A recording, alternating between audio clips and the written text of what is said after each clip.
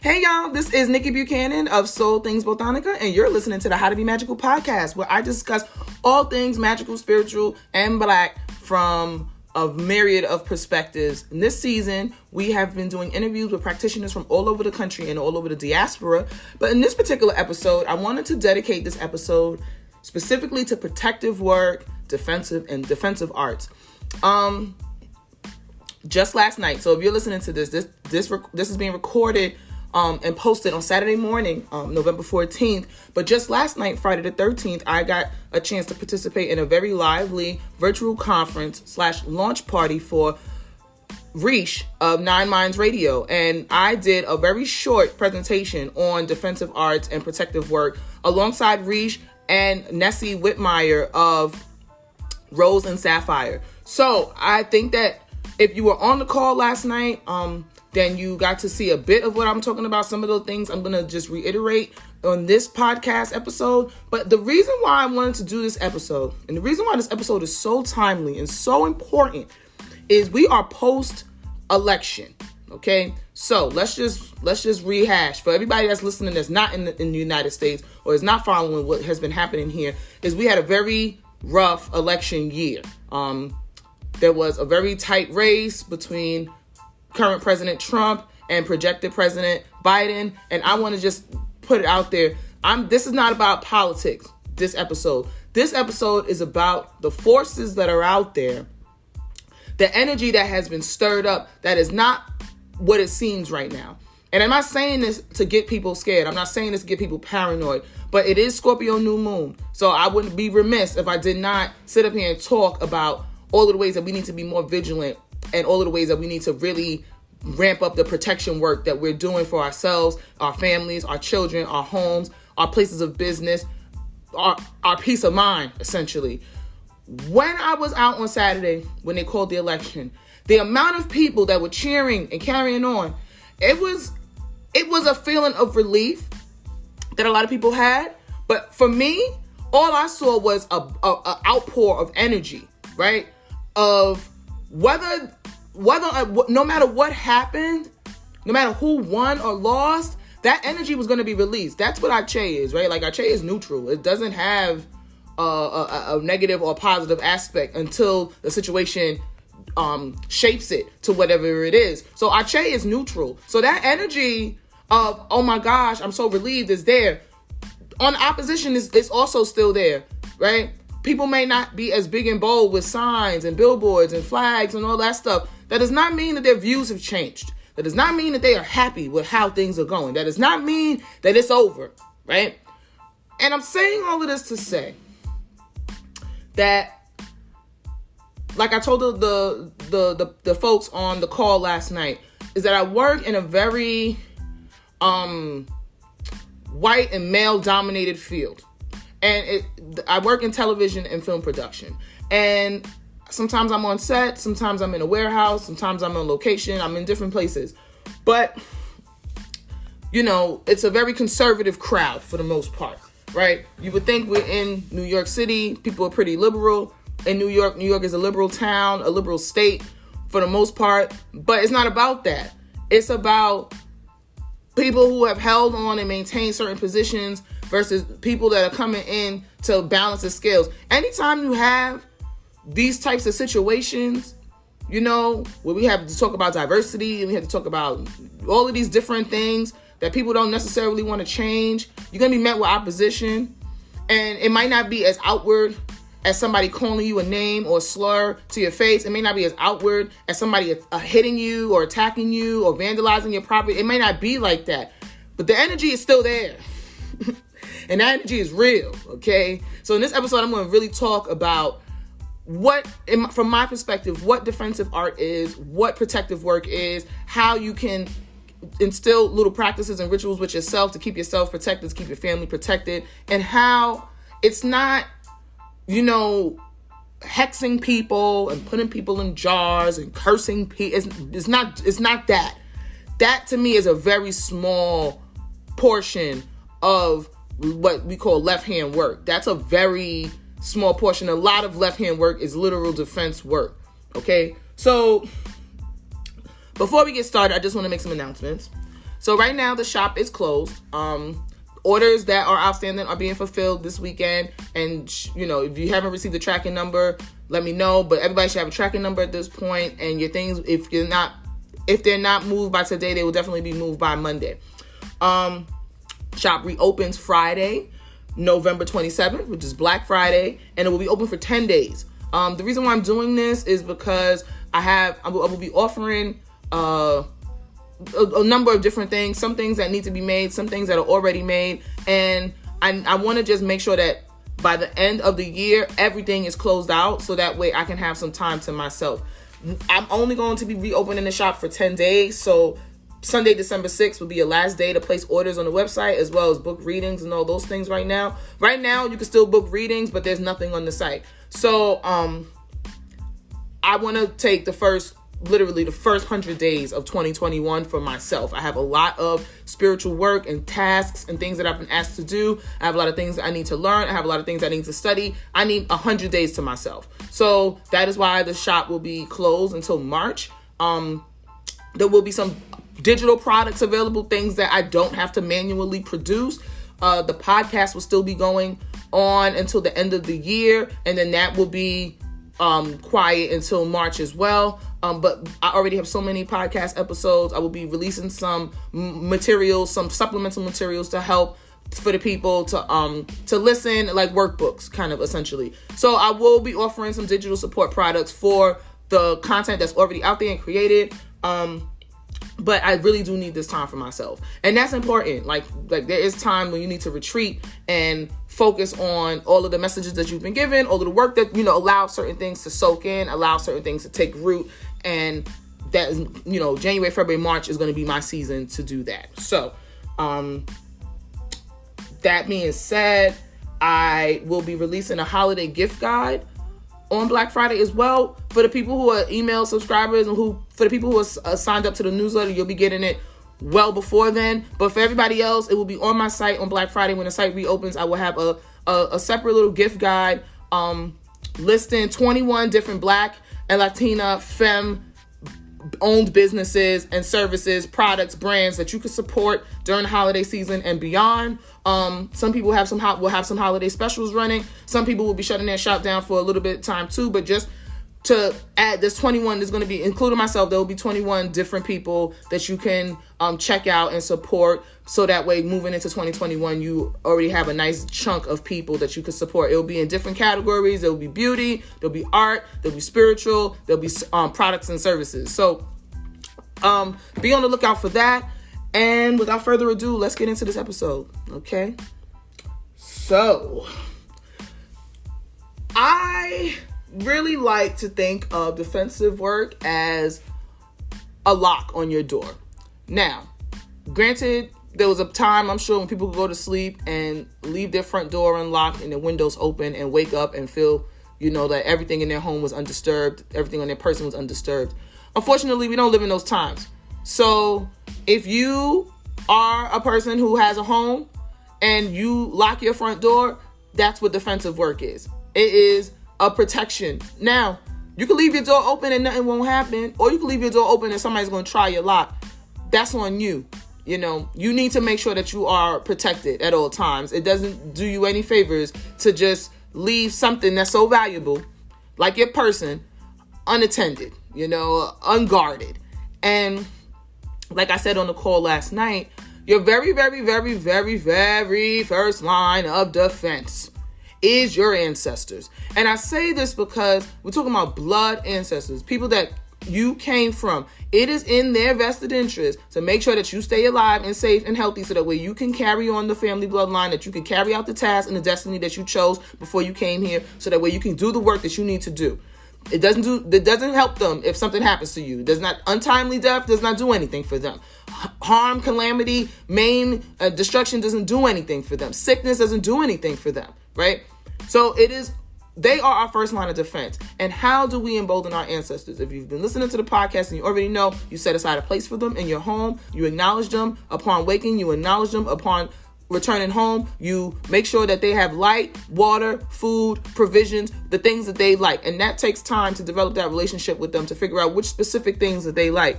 But for a general I just starting out, keeping a space in your home for your ancestors can be as simple as a cup of water, a candle, and a list of names in an area that is undisturbed, kept clean, animals and the children ain't messing with it, a piece of white cloth on the space, even on the floor if you don't even have a table, and offerings of coffee are always good, offerings of tobacco, offerings of rum, and offerings of food that you have prepared.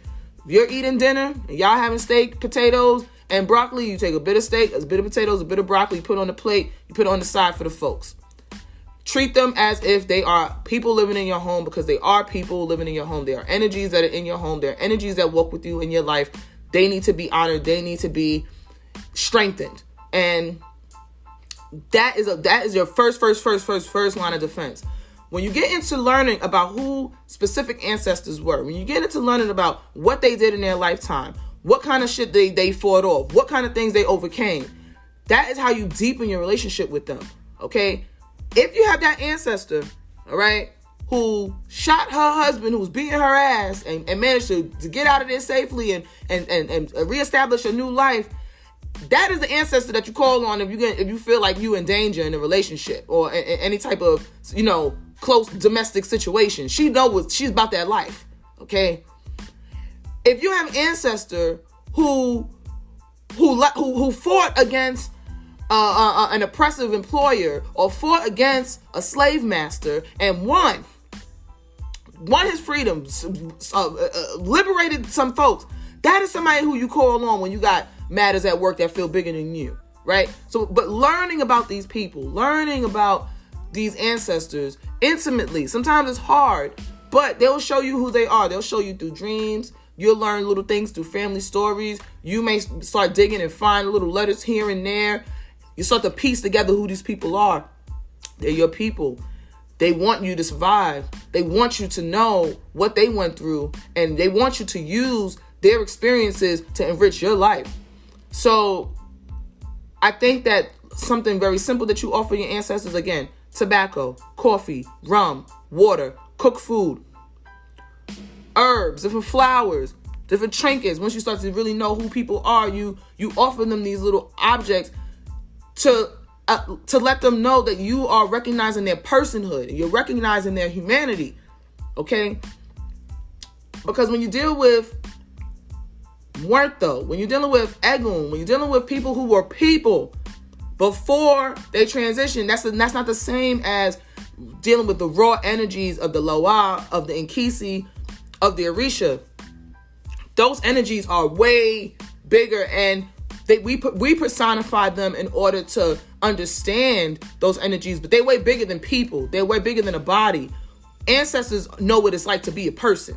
Ancestors know what it's like to be a human, having a human experience. That's why we connect with them first. That's why we turn to them first. That's why they are first line of defense. Okay, so that's straight out the gate. Second thing that you should keep in mind, the moon. Depending on where the moon is, it will let you know what kind of defensive work you can and is best done in that moon time, right? So when the moon is falling, okay, which is between the very full moon and right into the new moon, right? That period when the moon is when the moon is waning, that is a good time for invisibility, cloaking, stealth, shielding, right? That is a very good time to lay low. Don't draw too much attention to yourself. The moon is falling. That means the light of the moon is getting smaller and smaller until the new moon. That is a good time. There's a lot of things that we could do in the cover of darkness, of making sure that we stay low, right? You don't got to show everybody everything that you're working with. You don't need to do that, And then on the flip side, when the moon is rising, but that's right after the new moon going into the full moon, that is a time when we work on things that strengthen us, that embolden us, and that prepare us for battle. Now, when we talk about back to the new moon is a great time. Like the height of that moon falling energy will be the new moon. when the moon is new, it's dark. That is not a time. That's a time to think about the things that we want to do that are new. It's a time to sit and quietly contemplate your next move. It's a time to sit and think about all of the things that have transpired from the full moon to now, and to just meditate on those things, to strategize, plant seeds of intention. Now, every moon, every new and full moon corresponds to 6 months, a moon 6 months prior. The new moon that we just had in Scorpio correlates to a Scorpio full moon that happened 6 months ago, and correlates to a Scorpio full moon that will happen 6 months in the future. So that's how you could also think about, especially in terms of dealing with the moon and which astrological sign it's in as well. That's how it correlates. Now, with the full moon is when the moon is at its brightest, at its fullest, at its strongest. It is a time to attack, if that's what you are choosing to do. If that's what you've chosen to do. It is a time to attack. It is also a time to allow results to be revealed. Things are revealed in the light of the moon, because what's done in the dark is going to have to come to light eventually, which works both ways. Okay? So if you have done some things, that are unsavory or going against what it is that you really need to be doing, those things might be revealed to you during full moon. And if you're not paying attention to what you've been doing, or you haven't been properly documenting what you've been doing, you might be caught off guard by some of the things that happen in that full moon. So just be prepared. Understand that where the moon is in its cycle also correlates to the work that we're doing. And you want to make sure you're going in concert with what nature is doing. You want to be in concert with the flow of nature, because we are of nature. We are organic beings. We are decomposing flesh every day, right? Like, we are made up of a million different biological processes and chemical reactions, but we are of the earth. So we need to be in concert with what it's doing. You don't want to do, okay? You don't want to be attacking during the new moon in the cover of darkness, right? You don't want to be, using your energy that way, because you're not going in the flow of what the moon is doing, and you're going to make yourself tired. And I'm not saying that there are extenuating some circumstances, and there are some people that they could work what they're going to work no matter what time. But if you don't know right off top, it's always best to work with the flow of the energy that's already there. Some of the things that I like to use, speaking of nature, so going with the flow of the moon, I also like to use natural elements like metals and earth. So plants. Metals is also comes from the earth. So I like to use earth to help me with defensive work. What do I mean by that? Now, what are we defending? You defending your home, you defending your person, your workplace, your children, right? I like to use plants as protections, strategically placed in different parts of your home. So if you have a house, if you own a house, right? If you have a property that actually has a house with leaves and, foliage and all them things outside, bushes are great, bushes that produce thorns. So that's a multitude of different types of plants and flowers that produce thorns. You can make them look as beautiful as you want, but those are the things that you want outside of your home, especially around your doors and your windows. Just that energy of a thorny plant is like a barbed wire think about what barbed wire is. Barbed wire signifies if you're going to try to climb over this, you're going to have some trouble climbing over this. Same things with energies. You want thorny things around your home. So I like to have succulents near my door. Cacti are also good to have on your desk at work, right? Because especially if you're in some place where you don't have a lot of sun, or if you're in an office or whatever, you want to have a green thing there. Cactus is a good plant. A cacti is a good plant to have because it can thrive in a multitude of conditions. It does not need to be watered, and it is a very protective plant. And they look pretty, so it's like it could look pretty, but it still is doing its thing. And I like to have aloe vera and different succulents around my front door, just because those are very strong protective plants as well. And medicinal plants. Aloe vera is a very bitter plant, so you got to think too, like all of those things those are its natural elements. It's naturally bitter. It's naturally thorny.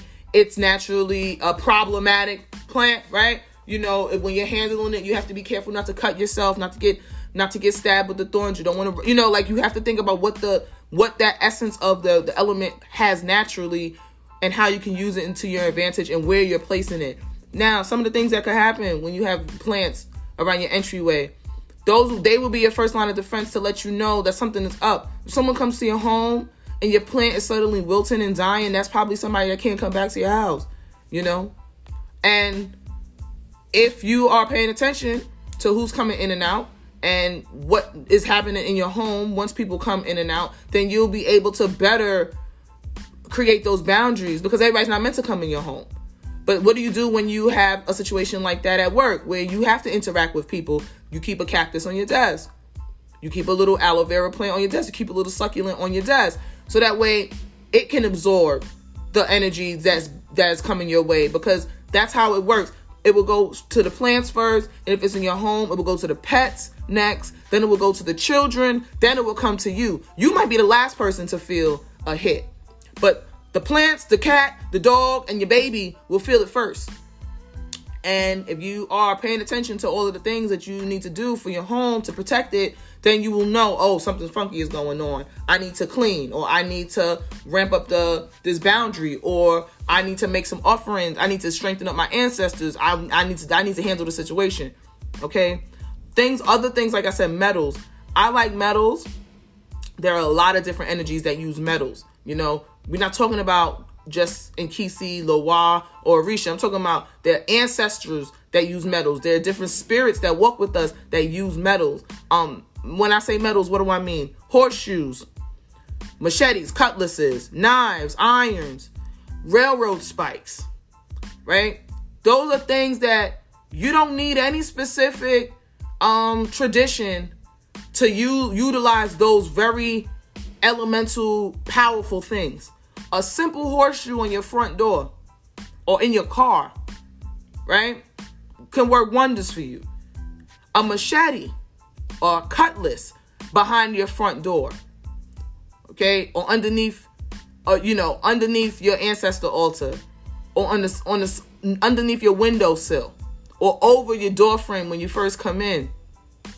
That's a very powerful tool.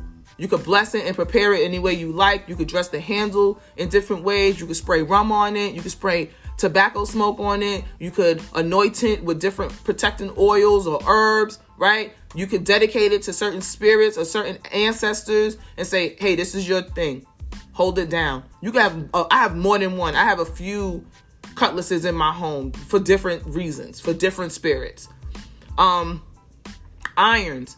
Now, when I say irons, I mean like I have a family iron. I'm talking about them old school. If y'all know the old school iron where you had to put on a fire and you used to have to cover it with a piece of cloth so that way it didn't burn the material. You put it straight on the fire and iron with that. I got one of those in my house. And that's something that's been in my family for probably 100 years at this point. It's been in my family for a long, like at least 6 generations of women in my family have touched this iron. So it's already strengthened on the strength of that there's 5 generations of women before me that have physically touched this iron and used it for their work. Now, there's a reason why I keep this particular iron in the place where I keep it, was because of a dream that I had of somebody who literally has sent a duppy to my not even my house, to my mother's house, because they didn't know where I lived, but they knew where my mother lived, and sent it to my mother's house. And in the dream, my people showed me what to do with this iron to get rid of this hateful spirit, and it worked. So for that alone, I keep it where I keep it. I keep it exactly in the place where it was in the dream when I had to reach up and use it. And it's things like that, you know, very specific things. There was no way that I would have known that iron meant anything until they showed me what it's used for and why I would use it and where to keep it. That's how you got to get with your ancestors. Y'all are a team. They're going to show you. They're going to say, I need this to work. You got to go out and figure out what it is the hell they talking about. Sometimes it's a little confusing. You'd be like, what is that? Well, I don't know. Why would I even think to use that? It ain't about you. They have tools that they know work with them. it is on us to establish a connection and figure out what it is that they want. They're going to try their best to tell us what they want, but we have to meet them more than halfway. We have to be 100% invested in figuring out what it is they need specifically.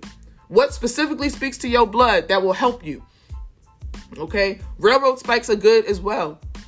And there are a lot of different ways that you can use railroad spikes. You can use them in bags, like Mojo bags. You can put them by your front door.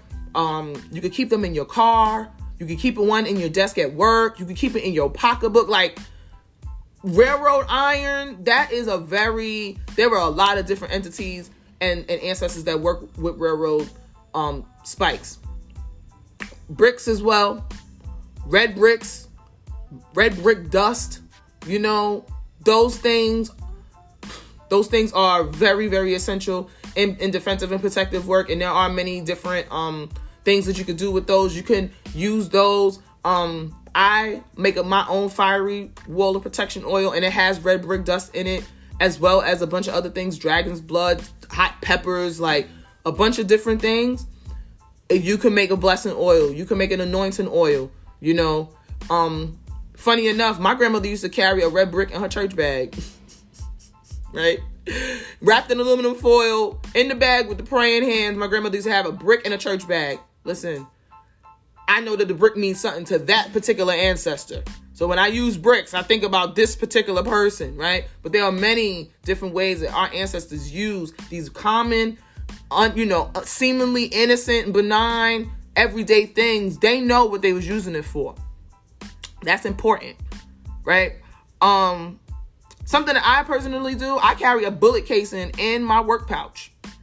A metal bullet casing, like a decent sized one too, in my work pouch with my work knives and all of my little tools and shit. But that is for a specific spirit that was very militant. Okay. And I honor them, and I protect myself by carrying something so simple, a bullet casing.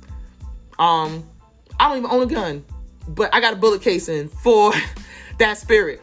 And it's very important that we don't just group our ancestors all in the role of warrior and protection. They got many different roles. Some people are definitely not the ones that you want to call on in a fight. They not about that.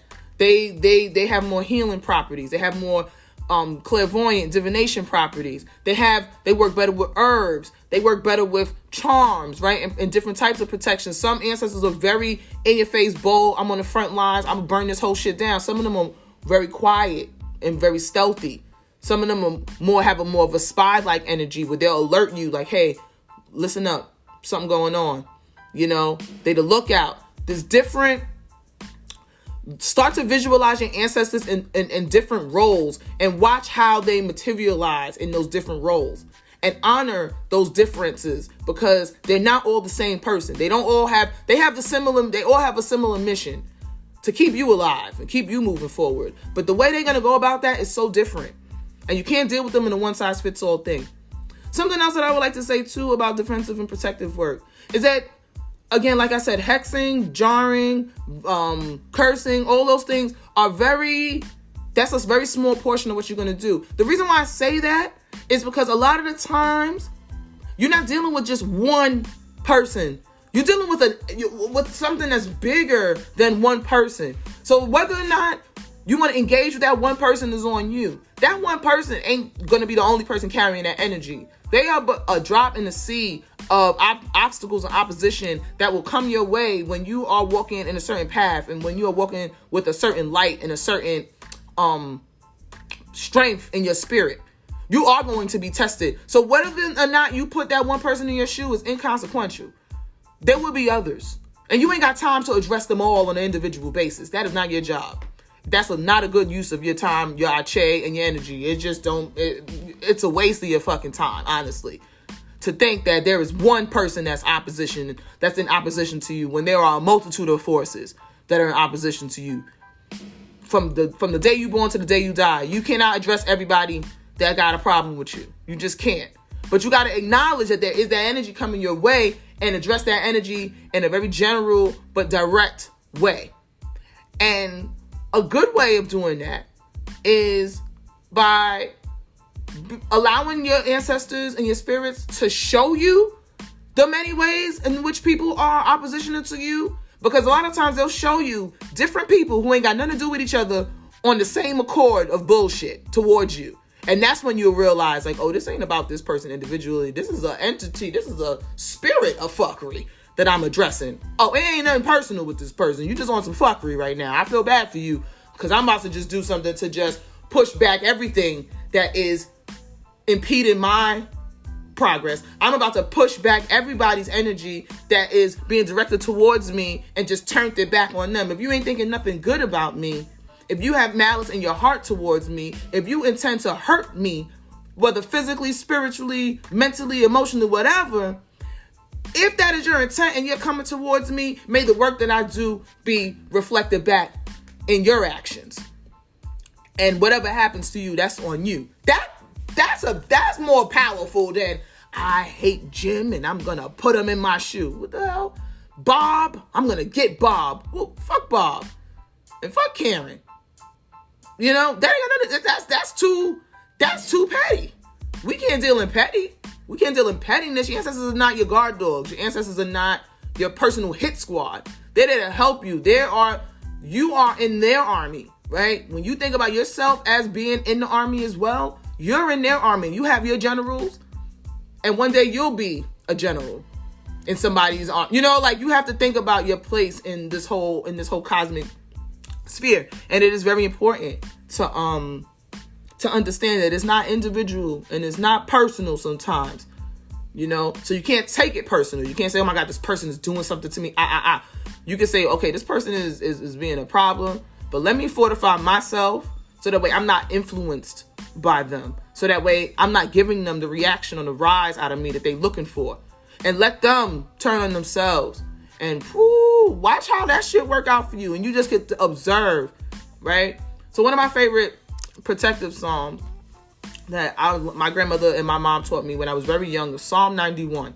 Well, Psalm 23 is the one that I was taught to before I even could leave the house. It was like, you memorize this, and that's your psalm that you memorize. And that's Psalm 23 is just my general faith and protection. But Psalm 91, Psalm 91 is just what I said. It literally alludes to giving glory to the Most High, understanding that you are protected by the Most High's angels and emissaries in all of your ways, and also understanding that no matter what is happening around you, you are being protected, and that you will be able to witness the downfall of your enemies. Does not mean that you are actively participating in their downfall, but you'll be able to see it with your own eyes. The downfall of the wicked. That's different. That's different than I curse you and I curse your whole family. Because you know why? You're spending too much energy with that. Now your energy is tied up with maintaining that vibration and that agreement to actively. I ain't got time for that. I don't know about y'all, but I don't got time for that shit. I got so many things to do that I have to recognize that there are forces that are against me. I have to recognize that there are people who are just agitated by my being, and that ain't got shit to do with me. What other people think about me is none of my motherfucking business, to be fair. I really don't care. However, I have to know that it's there, and I have to protect myself from it still. Whether I care or not, it doesn't do me any favors to walk around and be like, whatever, y'all can hate me, I don't care. What's the point? What's the point? Really, what's the point? There's no point in that. You're going to be doing that for the rest of your life. You be acknowledging haters every day. Who got time? Sometimes people hate you for things that you ain't got nothing to do with. That you ain't got no control over. They just hate you for you. Just being you. What you going to do? You going to be mad with everybody that hates you for being you? Or you going to embolden yourself and empower yourself and say, I know that no matter where I walk, I might not have to be the most liked person in the room, but I'm protected. Ain't nobody going to touch me. Okay? And if they do try to come over here, that's on them. That's a different way to move than I curse you and I rule you will rule the day. That's ego, y'all. Let's keep it real. That's ego. The money and the time and the energy that you spend doing something to somebody, it could be spent honoring the people that walk with you and learning something about them and subsequently learning something about yourself. Rather than directing that energy outward, figure out how to fortify that energy on the inside. And that'll take you further, and it'll give you more peace of mind as well, because you need a peace of mind. Defense work is also about just observation. Observing your surroundings, being cognizant of what's around you, observing everything, not reacting, but observing. Responding in a way that's not direct, but your own response. So response could be making protective charms, blessing yourself with oils, or baths. Now, I spoke about baths briefly last night, but bitter baths are a very good way to protect yourself. Think about how bitterness, sourness, poison, and all those things is used in nature, right? A lot of animals, let's say like frogs, for example, tropical frogs, they look beautiful, right? But they're poisonous. They're toxic. And most, animals will figure it out. Like if you touch that frog, he might not have the physical strength to fight you off, but what's on him, he is covered with something that will kill you before you can actually eat him. And he's going to get away and he's going to live his life and you will die. I think of bitter herbs in that same regard, right? You need that bitterness to counteract anything that you may have attracted, to wash it off, to wash it off and to cloak you in that protection of those bitter herbs. Now, some of these herbs I'm going to discuss, I have names in English and I have names in Spanish. Now, a word about these herbs. A lot of these herbs come from the southern region of the country, the South, Florida, the Carolinas, the Gulf. Some of these herbs also come from the Caribbean. Now, the reason why Caribbean herbs are very important, especially as Black people in the Americas, North America in particular, is the transatlantic slave trade did not directly stop in the U.S. Everything went through the islands. Okay, so there were very few boats that came straight from West and Central Africa directly to the shores of North America. Very few. For the most part, those ships stopped in Cuba, they stopped in Haiti, they stopped in Jamaica, right? They stopped in the islands.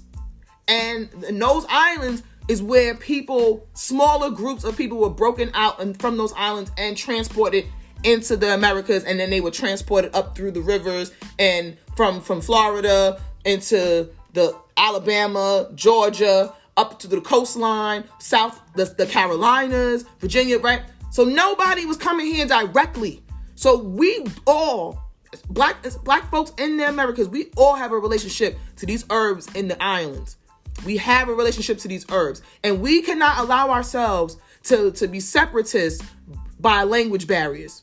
And something that I think about a lot is that before these islands had names and nationhoods, they were just places where our people's energy was mingling and being established, whether they knew where they were or not.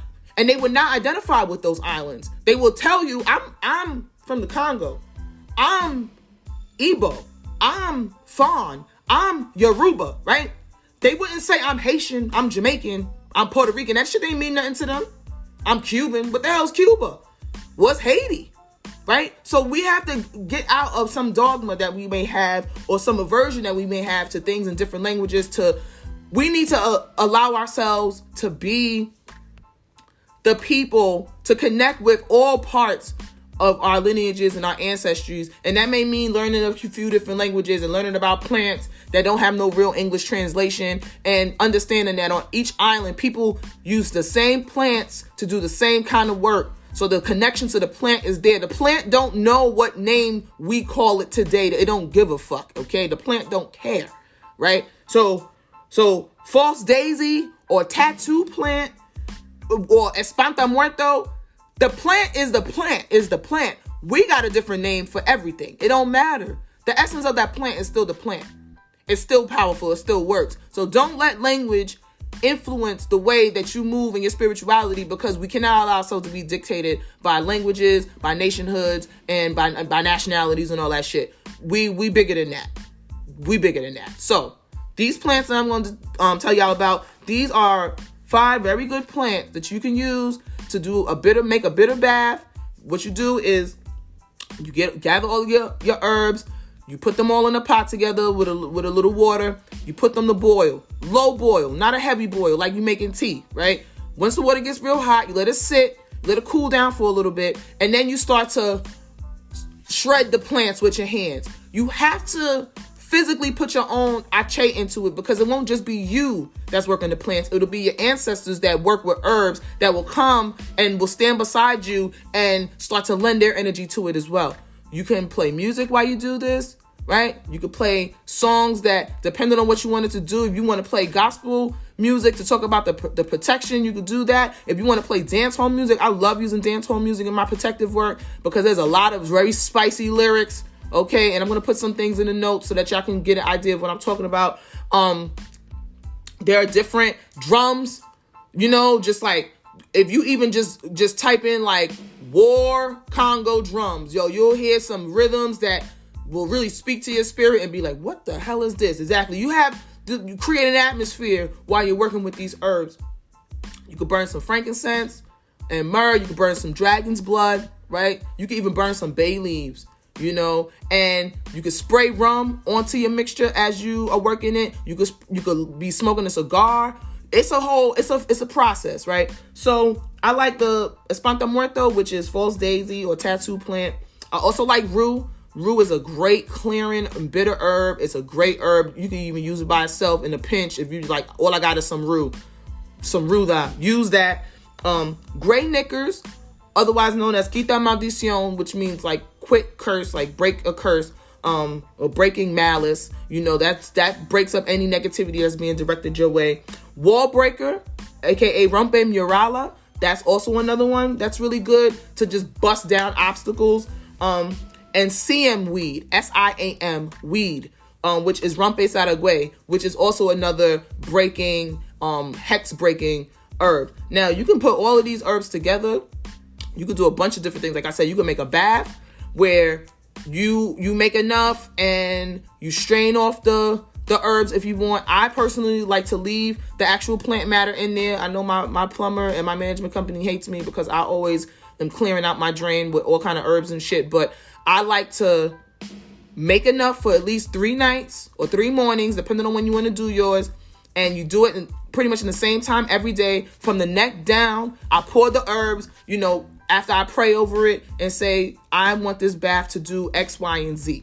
And I like to leave the plant matter in there because as the plant matter falls on me, I'll use that almost as like a little brush and scrub my body down. So as the plant matter is coming off my shoulders, going down my back, I'm scrubbing it down my arms, down my legs. And as I'm flicking it off my body, I'm envisioning whatever bad mind, negativity, malokia is on me that is around me to be broken up and pushed out. Then I clean up the tub, and I rinse down my walls and everything. I spray the tub, bathtub, and everything with bleach. And I'll do it for at least two more nights. So it'll be 3 nights. You could do a 5-night thing. You could do a 7-night thing. Also, what I like to do on the following, after I did a round of bitter, I'll do just 1 nice, good, powerful bath of sweetening herbs. So that can be just to reinstill like my own personal peace. That's coconut. You could use an actual coconut, like shredded coconut water, milk, eggshell, efun, cascarilla, use holy water. You could use different blessing oils, like sweet things, honey, right? Oranges, other herbs that you can use that are good for sweetening and for victory. Open road or abre camino, vencedor, which is for victory. And I also like to use laurel, like just laurel leaves, because that promotes peace and prosperity. And those things in a bath, again, cinnamon, things that are sweetening. So that way you've removed all of the negativity and now you can focus on the sweet things that you have personally within you to just be strengthened. You've removed all of the funk. Now you have the sweet. So that way you can attract the things that are meant for you. Okay? And it's very simple. It's very simple. I know I've talked a lot, but I feel like just in that mentality of understanding that you can't control every negative force that comes your way, and nor do you have the energy, the time, or the wherewithal to do all of that, that your ancestors are there to work with you and to walk beside you and to serve in the role that is best with them, not the role that you want them for, but for the role that they are best equipped to help you with, and to acknowledge that you have a whole army of spirits and energies and entities that want you to move forward, and that want you to prosper, and that want you to succeed. And it's beautiful. You know, I am so grateful for all of the forces that walk with me, that have shown me that my energy is best spent fortifying myself and honoring and strengthening them, rather than fighting with what's outside of my door, because there's always going to be something outside of my door. And I don't have time to fight with every single thing. But I also need to understand that in strengthening myself, in emboldening myself, in empowering myself, and in empowering my ancestors, that when I walk out of my home, my sphere of influence is so wide. Oh gosh, my ear is starting to ring. I'm sorry. My ear is ringing. This is some real shit. That my sphere of influence is so wide that I don't need to actively do anything but exist in my power. And that is enough to push out the petty things that are coming my way. So that way, when some real shit is in front of me, I know, okay, there's some real shit here, and I need to ramp up my protection. And I don't need to fight with this person, but I need to show strength with myself and with my ancestors to know that no matter what this person think they about to do to me, I wouldn't try it if I was them. And to be on a fuck around and find out kind of motion, okay? People go, what do? You do witchcraft, you do voodoo, you do obeah, fuck around and find out. And that's not with me, that's with them. I don't need to do anything. I know that if I take care of my ancestors, and if I take care of myself, and if I make sure that I am keeping my home, my body, and my workplace and everything clean, spiritually and materially, the certain things will sort themselves out, and I don't even have to blend my energy to it. I will see the things that are happening, and I don't have to physically be involved. I don't have to lend my energy to every single piece of opposition that comes my way, because it's too much. And that my energy is best spent fortifying, grounding, and connecting with those that already walk with me. So I hope this episode has been good to y'all, because like I said, my ear started ringing, and it's time for me to get off this, because I guess I'm getting a little too lively. But yeah, there's so much that's coming behind this election. We're not out the woods yet. Don't let your children walk out the house without praying over them. Bless the damn cat and the dog and the birds and everybody, that every living thing that's in your home, your plants. You know, write down your dreams if you start to see, feel some weird things. Spend a little bit more time with your ancestors, just giving them things, not even asking them for shit. Don't even ask them for nothing for a few weeks, and see. Just say thank you and give them shit, and just see what they do for you.